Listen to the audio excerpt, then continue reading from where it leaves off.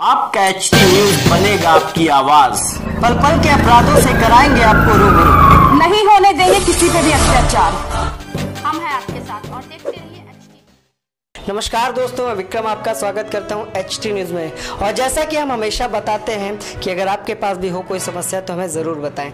आज हम बात करने वाले भूमाफियाओं के बढ़ते आतंक। जी हाँ, कई बार भूमाफियाओं की खबर आपने हमारे चैनल पर देखी है कि किस तरह से एक गरीब वर्ग को भूमाफिया परेशान करते हैं। जी हाँ, आज हम बात करने वाले राजधानी लखनऊ के किला मोहम्मदी गाँव की, जहाँ पर एक भूमाफिया ने पूरी जमीन पर कब्जा कर लिया है। जिस भूमि का न्यायालय में मुकदमा भी चल रहा है, हर महीने पीड़ित तारीख पर भी जाता है। जी हाँ, अब हम बात करेंगे पीड़ित से और ये जानेंगे कि किससे विवाद चल रहा है, कब से मुकदमा चल रहा है और किस तरह से एलडीए के अधिकारियों ने और बाबू ने मिलकर भूमाफियाओं को संरक्षण दिया और भूमाफियाओं को जो बढ़ावा देने का काम कर रहा है लखनऊ विकास प्राधिकरण।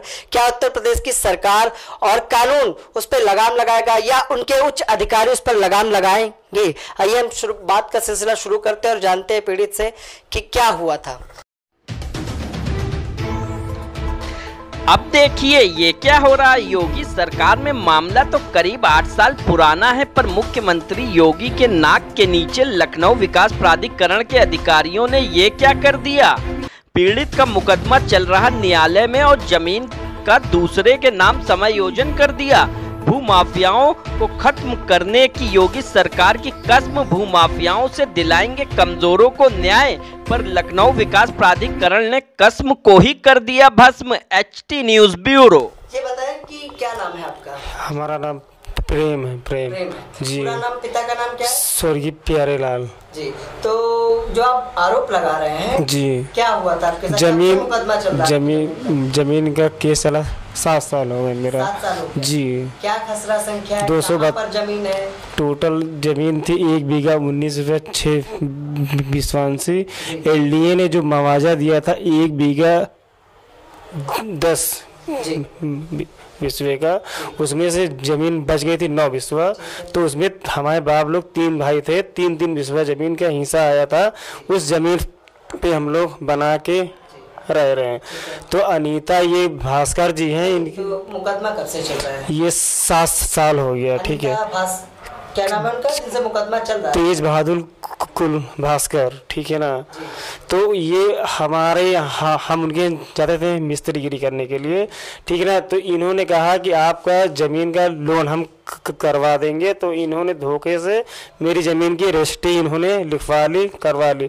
जब इस चीज़ को हमको मालूम चला तो हमने जो है वकील को लेके इनके केस जो है दायर किया। उस केस में ये लोग हाजिर भी हैं, तारीख पे भी आते हैं और हमारा केस बराबर चल रहा है। उसके बाद ये मालूम संख्या है उस भूमि की, वो कहाँ पर है? वो खसरा संख्या 232 है, किला गांव में। जी। तो अनीता, जो आप आरोप लगा रहे, क्या हुआ? क्या एलडीए ने क्या किया? एलडीए ये एक्चुअली वही रजिस्ट्री जो हमको दिखा रहे थे कि हमने ये ज़मीन आपसे ले ली। तो हमने कहा ज़मीन ये हमारी, हमारे नाम भी आज भी इंतखाब निकालिए, हमारे नाम इंतखाब निकलेगी। खसरा भी हमारे नाम है, मैं उस पर रह भी रहा हूँ, कब्जा भी मेरा है। ठीक है ना। जब ये मालूम चला हमारी बाउंड्री वालती, ये तोड़ने के लिए आए 25-30 लोग। न्यायालय में मामला चल रहा है, तारीख पे तारीख भी जाते हैं आप लोग, वो लोग भी जाते हैं, लेकिन वो भी आते हैं। तो एलडीए ने मिली भगत करके उनके नाम रजिस्ट्री कर दी। जी, एलडीए वाले लोग खुद पहले हमको नाप की जमीन दी थी। कौन बाबू थे, क्या नाम? अब ये बाबू 10 साल पुरानी बात हो गई तो याद नहीं। फिलहाल अब ये मैटर चल रहा है। 1 महीने से मैं देख रहा हूँ कि एलडीए वालों ने समय योजन जो इनको हो गया कर दिया। हाँ, भास्कर को और इनको अनीता को।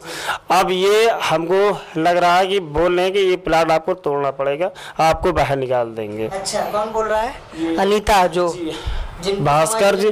जी जी। और हमारा एलडीए हम 6-7 बार गए, 2 बार बीसी से भी मिले हैं, पूरा प्रस्ताव रखे हैं। बीसी ने कहा, लिख के दिया कि जाइए वहाँ मिलिए जाके अधिकारियों से। ठीक ठीक है ना। तो वहाँ गए मिलने के लिए, बोले ये नहीं हो पाएगा, आपने रजिस्ट्री कर दी, लिए जमीन। किस अधिकारी के पास भेजा था, आपको पता है, कुछ याद है? ये अजूल अधिकारी, ठीक है। हाँ, तो उन्होंने लिख के पेपर अपने पास रख लिया था, ठीक है ना। उसके बाद हमारा कोई सुनवाई एलडीए से नहीं हो रही है। अच्छा, अभी तक कोई सुनवाई नहीं हो रही है। ऊपर से एलडीए वाले बोल रहे हैं कि जमीन जो है, तो क्या कहेंगे, क्या जो जिन्होंने आपकी जमीन पे कब्जा किया है, क्या लखनऊ विकास प्राधिकरण के अधिकारियों ने से मोटी रकम वसूली खाई है? जी, स्कूल वाला भी उनको दे रहा पैसा, सेंट मेरीज स्कूल वाला राजेश मसीह भी उसको दे रहा पैसा, और अनीता कुलभास्कर भी पैसा दे के काम ये करवा रहे हैं। जी, एलडीएस काम करवा रहे हैं। आप क्या चाहते हैं? हम ये चाहते हैं कि जो न्याय है, जो हमारी जमीन है, हमारे जब तक को न्यायालय से फैसला ना आ जाए तब तक आपको किसी तरह की क्षति ना पहुंचाए, ना उस जमीन से हटाया जाए। जी जी जी, हम न्यायालय जिसके पक्ष में फैसला देगा, बस हम उस पर एग्री भी हैं। ठीक है। तो ये थे हमारे साथ पीड़ित, जिन्होंने पूरी आप बीती बताई और किस तरह से 10 साल से मामला चल रहा है, मुकदमा चल रहा है, और किस तरह से इनको वो जमीन मिली, इनके बाप दादाओं को जमीन मिली थी, पुश्तैनी जमीन थी, जिस पर मुकदमा भी चल रहा था, काफी लंबा मुकदमा चल रहा था, और आज भी उसकी हर महीने तारीख पे तारीख होती रहती है। लेकिन किस तरह से लखनऊ विकास प्राधिकरण के अधिकारियों ने, बाबुओं ने मिलकर समायोजन, तो न्यायालय में मामला विचाराधीन है। तो आखिर किस तरह से लखनऊ विकास प्राधिकरण के अधिकारी और बाबू ने मिली भगत करके किस तरह से अनीता भास्कर को समायोजन कर दिया, और अनीता भास्कर आकर इनको डराती भी है और मकान तोड़ने की बात भी करती हैं।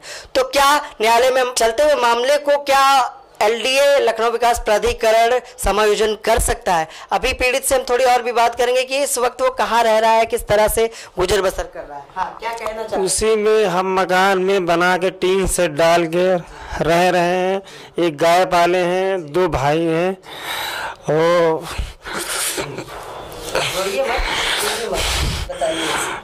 मेरे भी बच्चे हैं,